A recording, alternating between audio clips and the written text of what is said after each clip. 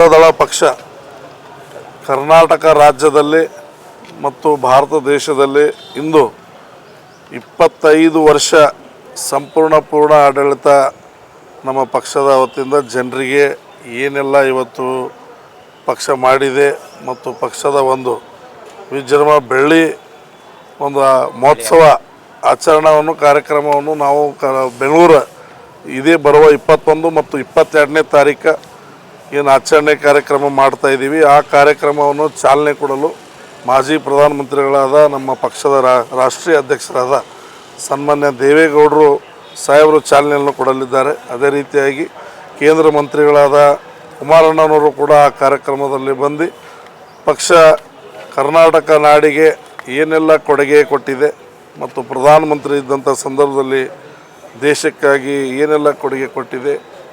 ಜನತಾದಳ ಪಕ್ಷ ಯಾವತ್ತು ಜನರೊಂದಿಗೆ ಹಲವಾರು ವಿಚಾರಗಳನ್ನು ಈ ಒಂದು ಸಂಭ್ರಮ ಆಚರಣೆ ಯಾವ ಥರ ಮಾಡ್ತಾಯಿದೆ ಅಂದರೆ ಬರುವ ಜನವರಿ ಕೊನೆ ಮಂತಿನ ಒಂದು ಎಂಡ್ವರೆಗೂ ಕೂಡ ಒಂದು ಎಲ್ಲ ಜಿಲ್ಲೆಗಳಲ್ಲಿ ಮತ್ತು ತಾಲೂಕಾ ಮಟ್ಟದಲ್ಲಿ ಈ ಒಂದು ಕಾರ್ಯಕ್ರಮವನ್ನು ಆಚರಣೆ ಮಾಡಲಾಗ್ತಾಯಿದೆ.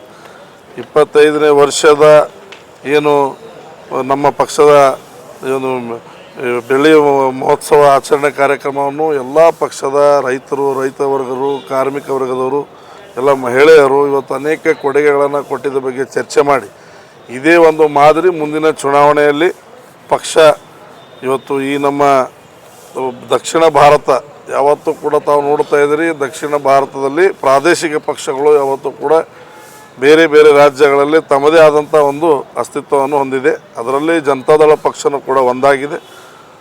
ಈ ಪಕ್ಷದಲ್ಲಿ ನಮ್ಮ ಕರ್ನಾಟಕ ರಾಜ್ಯದಲ್ಲಿ ಮೊದಲನೇ ಪ್ರಧಾನಿ ಕೊಟ್ಟಂಥ ನಮ್ಮ ಪಕ್ಷವಾಗಿದೆ ಮತ್ತು ಅದೇ ರೀತಿಯಾಗಿ 2 ಸಲ ಮುಖ್ಯಮಂತ್ರಿಗಳಾಗಿ ಕುಮಾರಣ್ಣನವರು ಅಲ್ಪಾವಧಿ ಇದ್ದರೂ ಕೂಡ ಹಲವಾರು ಕಾರ್ಯಕ್ರಮಗಳನ್ನು ಕೊಟ್ಟಿದ್ದು ತಾವೆಲ್ಲರೂ ನೋಡಿದ್ದೀರಿ.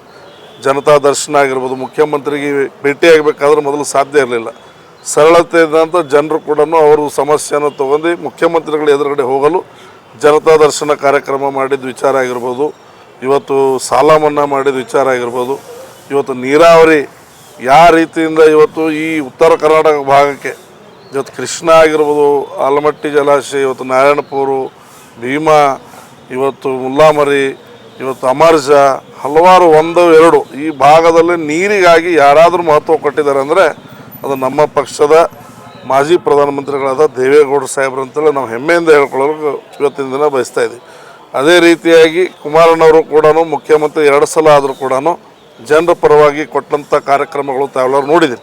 ಗ್ರಾಮೋತ್ಸವ ಇವತ್ತು ಮಾಡಿದ್ದು ಇತಿಹಾಸ ಇದೆ.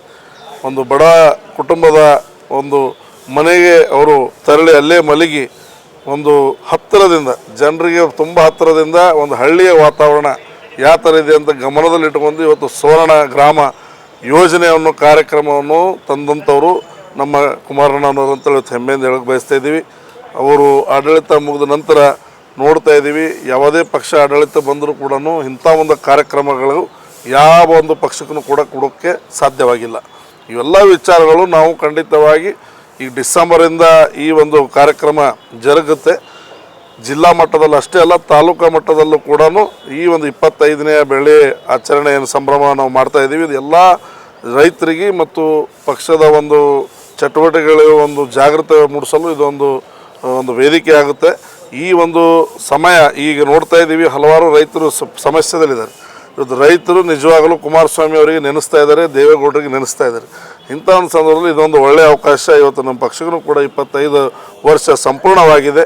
ಪಕ್ಷ ಕರ್ನಾಟಕದಲ್ಲಿ ಇವತ್ತು ಏಳು ಬೀಳು ಇದ್ದರೂ ಕೂಡ ನಮ್ಮ ಒಂದಿಗೆ ಇವತ್ತು ದೇವೇಗೌಡರು ಈ ಪಕ್ಷ ಒಂದು ಕಟ್ಟಲು ಮತ್ತು ಯಶಸ್ವಿಗೊಳಿಸಲು ಹಲವಾರು ಪ್ರಯತ್ನಗಳನ್ನು ಮಾಡಿದರೆ ಮುಂದಿನ ದಿನಮಾನದಲ್ಲಿ ಖಂಡಿತವಾಗಿ ಪಕ್ಷ ಮತ್ತೆ ಆಡಳಿತ ಬರುತ್ತದೆ. ಈಗ ಜಿಲ್ಲಾ ಪಂಚಾಯತು, ತಾಲೂಕ್ ಪಂಚಾಯತು ಮತ್ತು ಗ್ರಾಮ ಪಂಚಾಯತ್ ಚುನಾವಣೆಗೂ ಕೂಡ ಇದೊಂದು ಮಾದರಿ ಆಗುತ್ತೆ ಮತ್ತು ಪಕ್ಷ ಸಂಘಟನೆ ಮಾಡೋಕ್ಕೂ ಕೂಡ ಇದೊಂದು ಒಳ್ಳೆಯ ಒಂದು ವಿಚಾರನೂ ಕೂಡ ಆಗುತ್ತೆ ಅಂತ ಒಂದು ಮನದಲ್ಲಿ ಇಟ್ಟು ಏನು ಜನವರಿ ಮಂತ್ ಎಂಡಿಗೆ ಒಂದು ದೊಡ್ಡ ಮಟ್ಟದ ಬೃಹತ್ ಸಮಾವೇಶ ಕಾರ್ಯಕ್ರಮ ಕರ್ನಾಟಕದ ಬೆಂಗಳೂರು ನಗರದಲ್ಲಿ ಆಯೋಜನೆ ಮಾಡ್ತಾಯಿದ್ದಾರೆ. ಅಲ್ಲಿ ಹಲವಾರು ತಾಲೂಕು ಮತ್ತು ಜಿಲ್ಲೆಗಳಿಂದ ಲಕ್ಷಾಂತರ ಜನ ಬಂದು ಪಾಲ್ಗೊಂಡು ಪಕ್ಷದ ವಿಚಾರಧಾರೆಗಳು ಮತ್ತು ಮುಂದಿನ ದಿನಮಾನದಲ್ಲಿ ಪಕ್ಷ ಯಾವ ಥರ ಮುನ್ನಡೆ ಹೋಗುತ್ತೆ, ಮತ್ತೇನು ನಮ್ಮ ಗುರಿಗಳಿವೆ, ಇವೆಲ್ಲ ವಿಚಾರಗಳನ್ನು ಅಂಥ ಒಂದು ದೊಡ್ಡ ಕಾರ್ಯಕ್ರಮದಲ್ಲಿ ಸನ್ಮಾನ್ಯ ದೇವೇಗೌಡರ ನೇತೃತ್ವದಲ್ಲಿ ಕುಮಾರಣ್ಣನವರು ಖಂಡಿತವಾಗಿ ಘೋಷಣೆ ಮಾಡಲಿದ್ದಾರೆ ಅಂತ ಕೂಡ ಈ ಸಂದರ್ಭದಲ್ಲಿ ಹೇಳಿ